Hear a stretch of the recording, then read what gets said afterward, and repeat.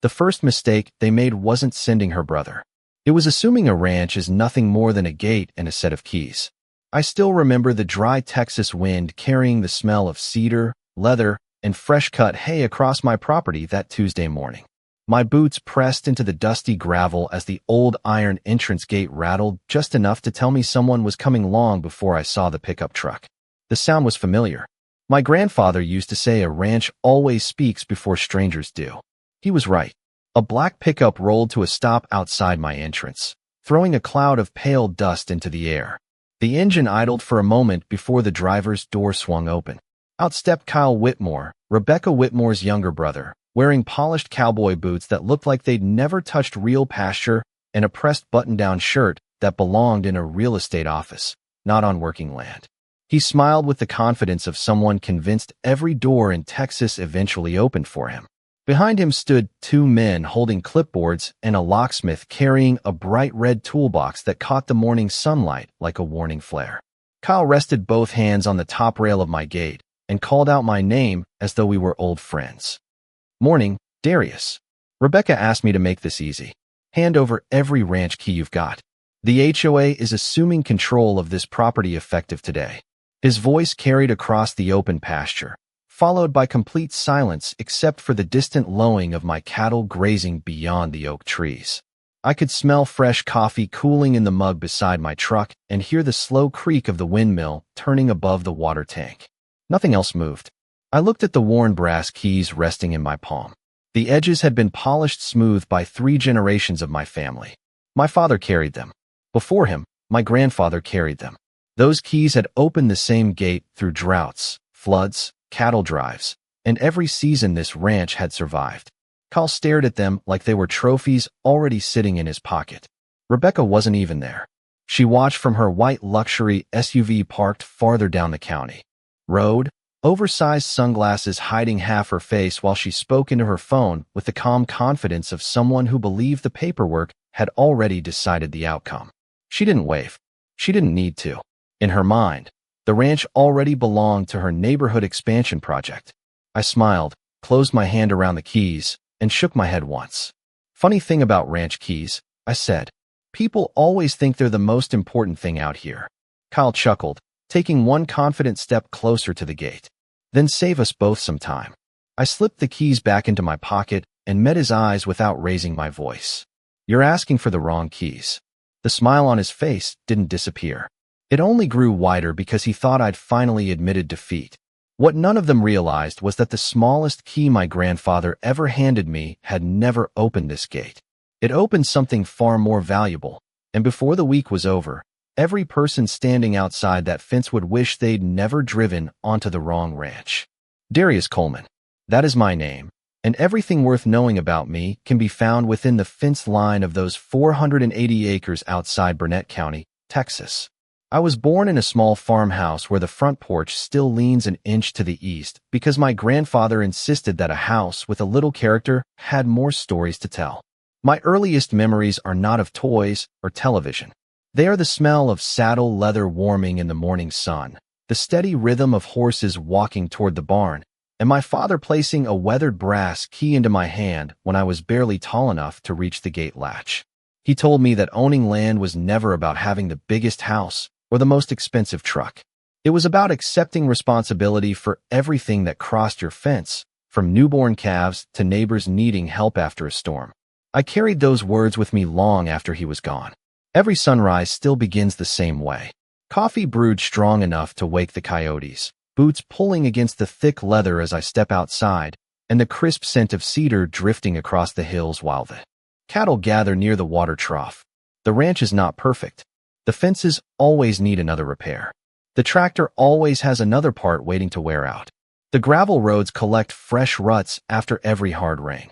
But every scrape on my hands and every dollar I put back into this place means something because it belongs to my family and because honest work leaves marks worth keeping. People driving past on the county road usually see nothing more than open pasture and weathered barns. They do not notice the survey markers tucked beneath old oak trees or the narrow dirt road winding through the western pasture before disappearing behind a limestone ridge. They definitely do not notice the heavy steel box hidden inside my grandfather's workshop. Most visitors assume it stores old tools or spare tractor parts. Very few people have ever seen what rests inside, and that is exactly how my grandfather intended it. He believed the most valuable things on a ranch should never be displayed for strangers. Rebecca Whitmore never understood that philosophy. She looked at my property the same way developers look at blank paper. She saw future homes, decorative fences, golf cart trails, and property values climbing higher every year. I saw spring calves learning to stand, bluebonnets covering the fields after a wet season, and a family legacy that could never be measured by square footage. That difference shaped everything that followed. While Rebecca spent years convincing people that appearances created value, I quietly invested in things that lasted much longer than appearances. Every tax record stayed organized. Every survey was updated. Every boundary was inspected after storms. Every handshake agreement my grandfather ever made eventually found its way onto paper. He used to laugh and say that memories fade, but county records do not. At the time, I thought he was simply being cautious. Standing at my front gate watching Kyle demand my keys, I finally understood he had been preparing me for a day exactly like this, even if neither of us could have imagined how confident they would be when they arrived at the wrong ranch. Rebecca Whitmore did not become president of the Willow Creek Ridge Homeowners Association because she loved neighborhoods. She became president because she loved control.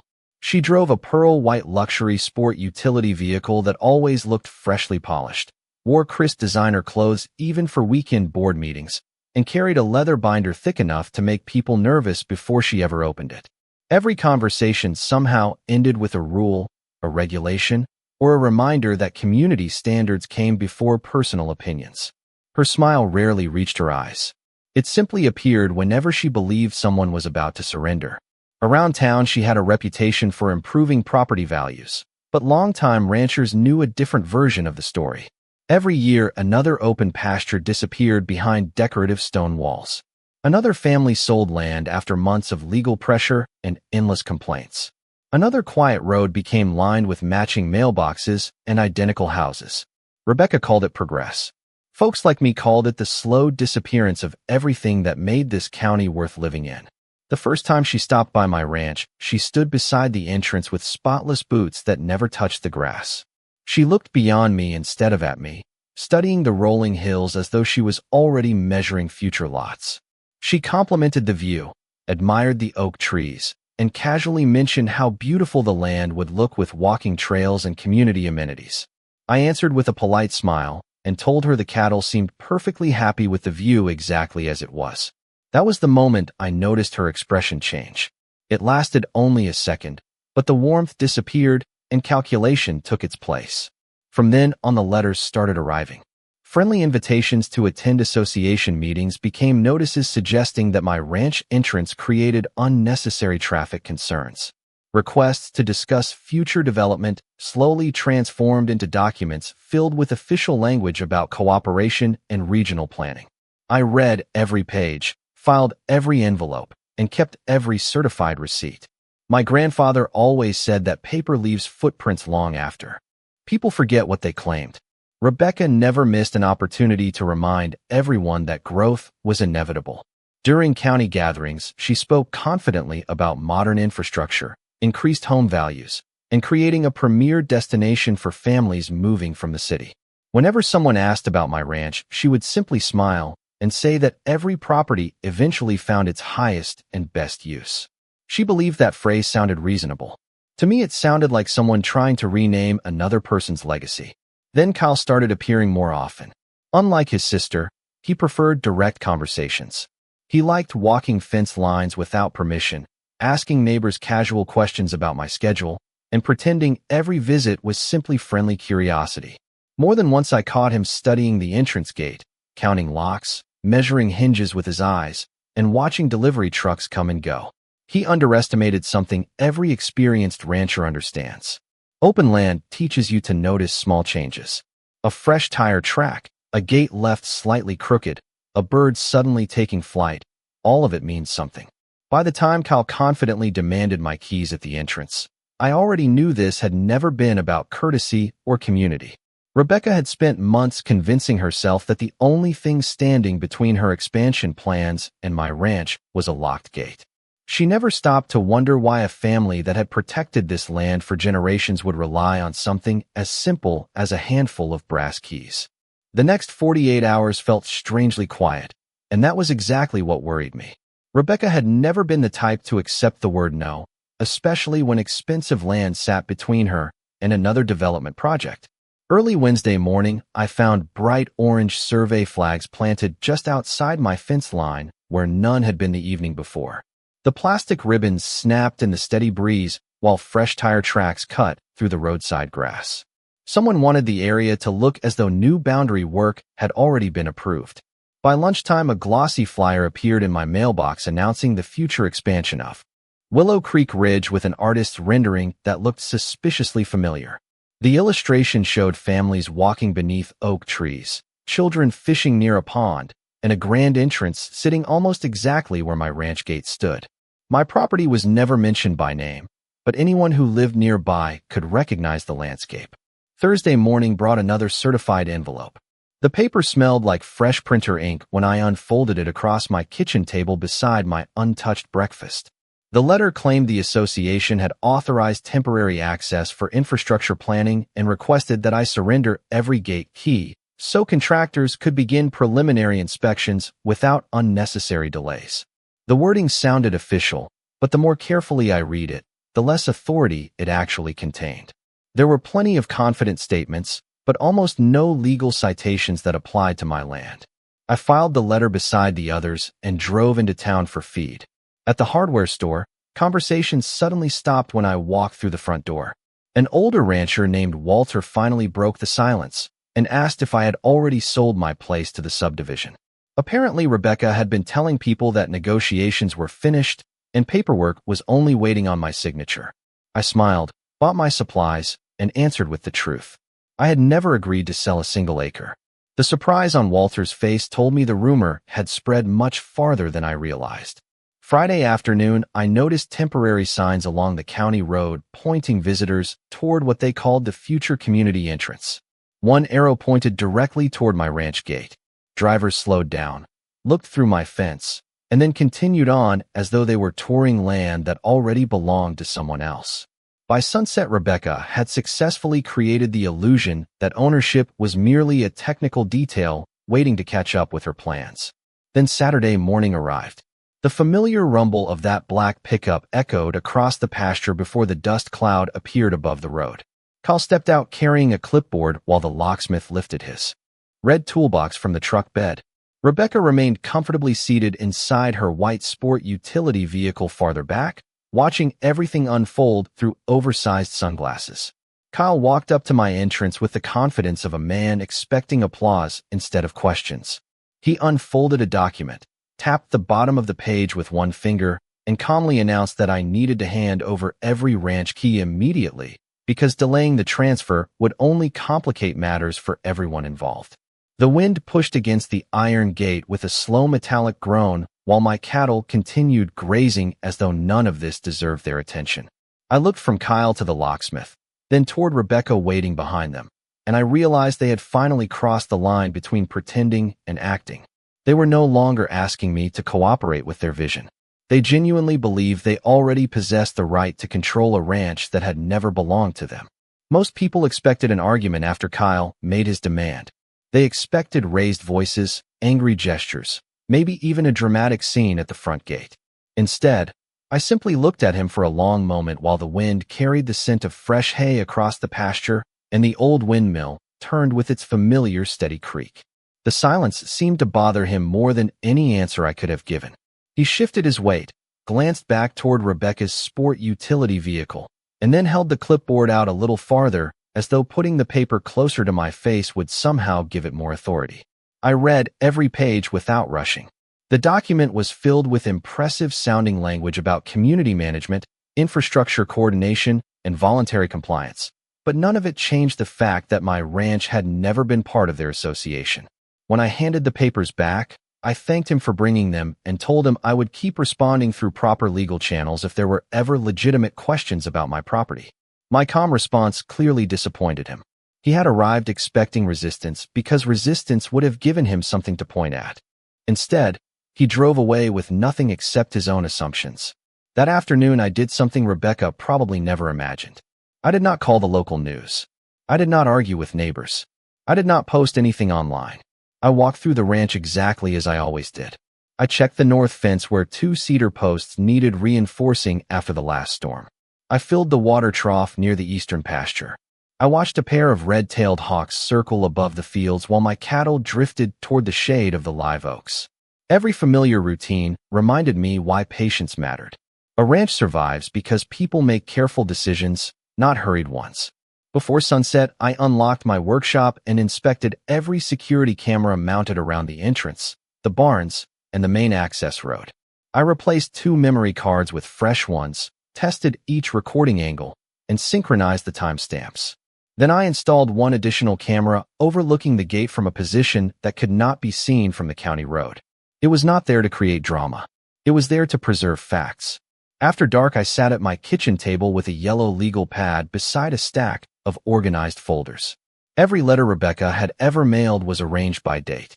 Every photograph of the property boundaries had a matching timestamp.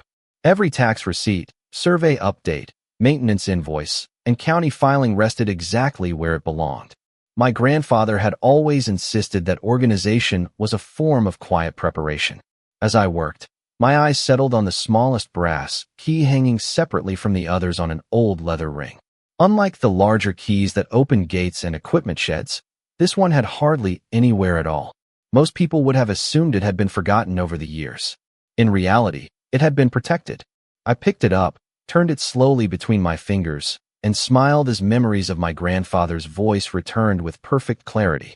He had once told me that the most important lock on this ranch was the one nobody would ever think to search for first. Looking back, I realized that Rebecca had spent months trying to control everything she could see while the one thing capable of changing the entire story had been quietly waiting exactly where my family had left it. The workshop smelled exactly the way it had since I was a boy, a mixture of aged cedar, machine oil, saddle soap, and dry dust that settled across every shelf no matter how often I cleaned it. The evening sun slipped through the narrow windows, casting long bands of golden light across workbenches my grandfather had built with his own hands more than 50 years earlier. I closed the heavy wooden door behind me, reached into my pocket, and wrapped my fingers around the smallest brass key on the leather ring. It felt cool despite the summer heat, its edges worn smooth by only a handful of careful uses over the decades. Most people would have assumed it belonged to an old padlock or forgotten cabinet. They would have been wrong.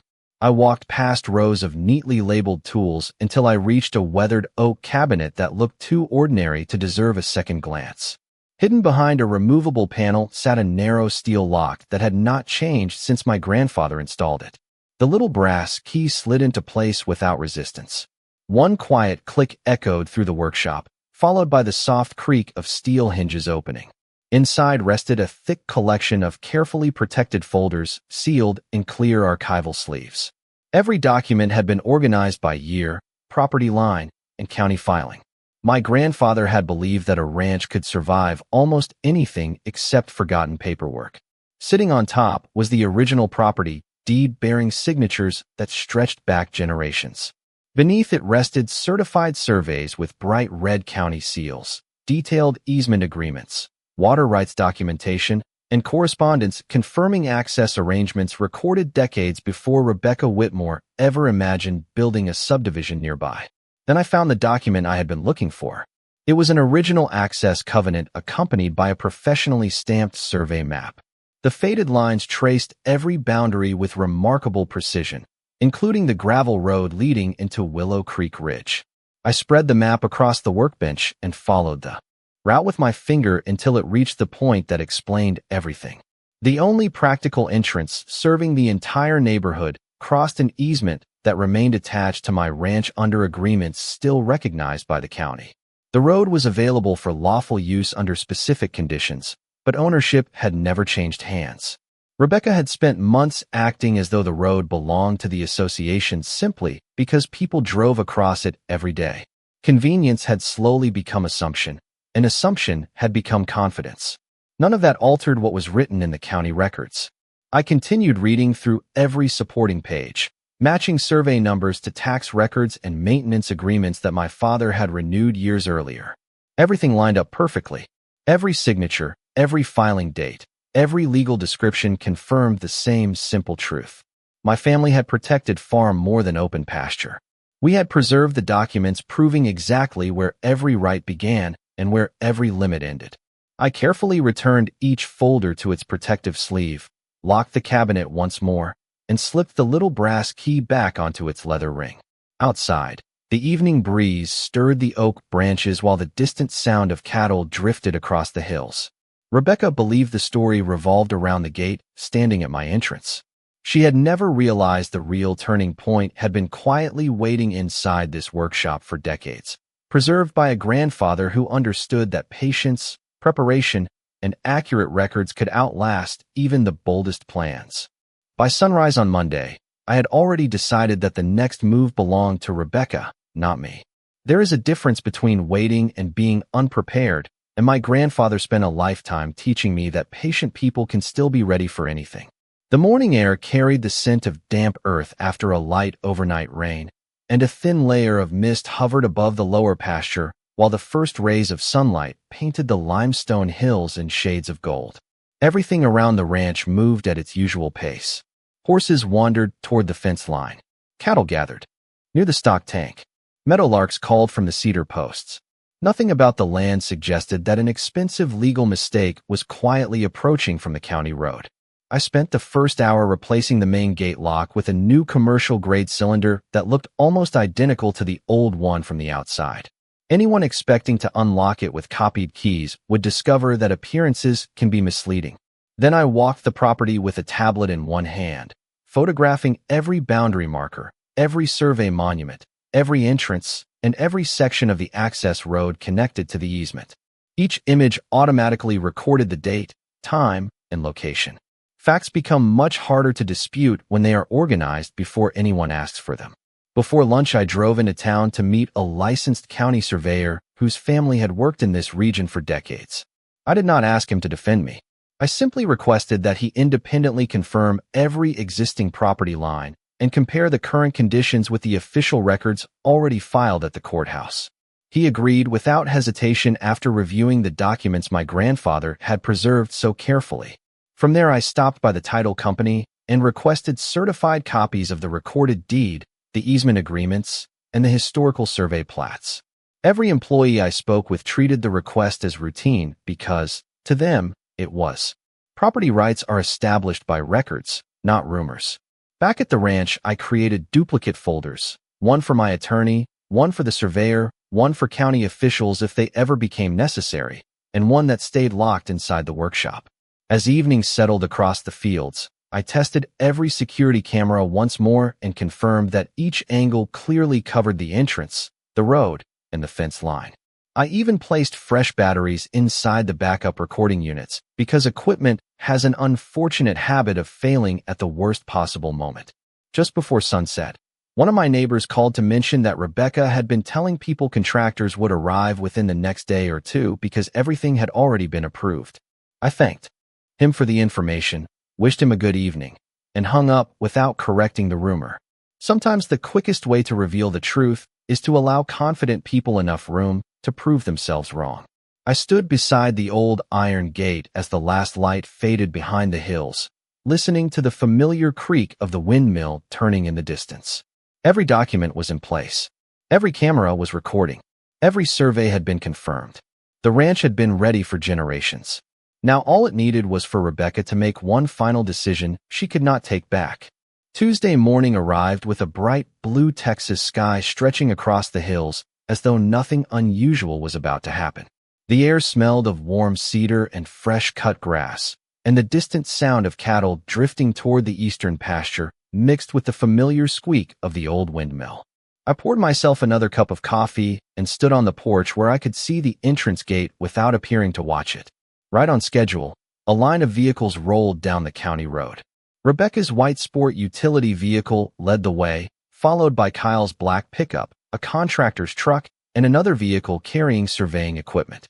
Rebecca stepped out wearing the same confident smile I had seen every time she believed the outcome had already been decided. Kyle walked straight toward the entrance carrying a small ring of newly cut keys. He barely looked at me before sliding one into the fresh lock. The key stopped halfway. He frowned, tried another, then another. Each attempt ended with the same dull metallic click followed by silence. The locksmith examined the cylinder for several moments before quietly shaking his head. Whatever copies they had prepared no longer matched the lock protecting the gate. Rebecca folded her arms and called across the fence that changing locks would not change ownership. I answered calmly that I had never suggested otherwise.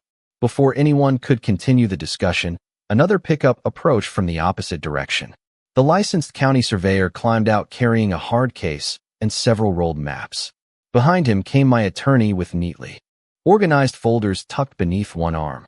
A few minutes later, a county deputy arrived, not because anyone was under arrest, but because all parties had requested a peaceful presence while the property records were reviewed. The surveyor carefully unfolded the official plats across the hood of his truck and began matching permanent monuments in the ground with the legal descriptions recorded at the courthouse decades earlier. Bright orange flags appeared one by one as measurements confirmed every boundary.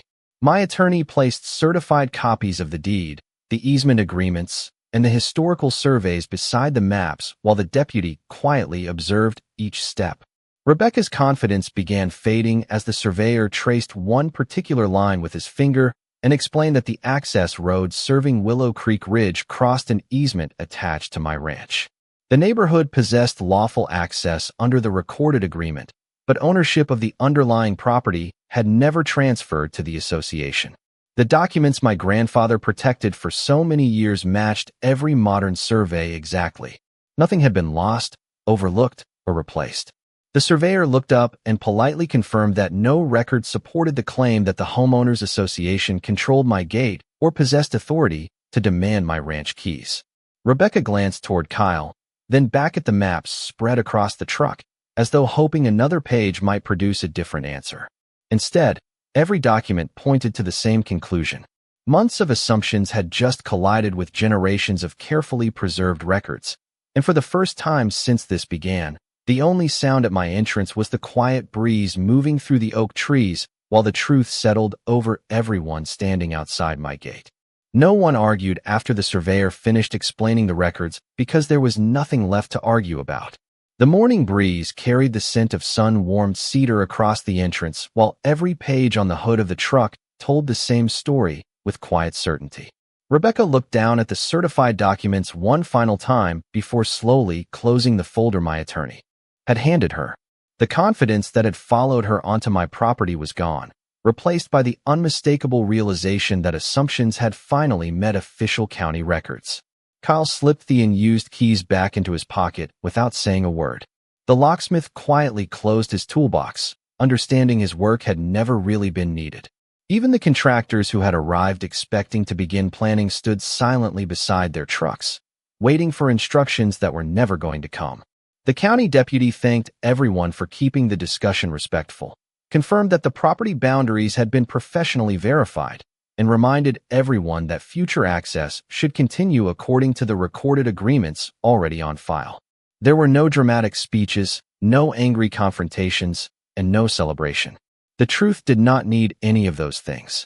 My attorney calmly presented one final document requesting written acknowledgement that the homeowners association had no authority to control my ranch entrance or demand possession of my private property. After reviewing it with her own legal representative over the telephone, Rebecca signed the acknowledgement. It was not an admission of bad intentions. It was simply recognition of facts that had existed long before either of us stood beside that gate. Before leaving, she quietly instructed the temporary signs along the county road to be removed and informed the contractors that all future planning would have to respect the existing property lines exactly as recorded. One by one the vehicles pulled away, leaving nothing behind except fresh tire tracks that would disappear after the next good rain. I remained at the entrance for a few minutes, listening as the familiar sounds of the ranch slowly returned. Meadowlarks settled back onto the fence posts. The cattle wandered across the pasture without the slightest concern for legal documents or development plans. The old windmill turned with the same steady rhythm it had kept throughout my childhood. I reached into my pocket and wrapped my hand around the worn brass keys that had started this entire chain of events. Then I touched the smaller brass key resting beside them on the leather ring. My grandfather had been right all along. The most important key on the ranch had never opened a gate. It unlocked preparation, history, and proof that careful stewardship could outlast confidence built on assumptions. As I walked back toward the farmhouse, the late afternoon sun stretched long shadows across the pasture, making the oak trees look almost exactly as they had when I was a little boy following my father through the fields. Some people believe justice arrives with loud victories and dramatic moments. My family taught me something different. Justice is often quiet. It lives inside organized records, honest work, patient decisions, and promises kept across generations. Long after the dust settled on the county road, my ranch remained exactly what it had always been, not because I fought the loudest, but because the truth had been protected long before anyone came asking for the wrong keys.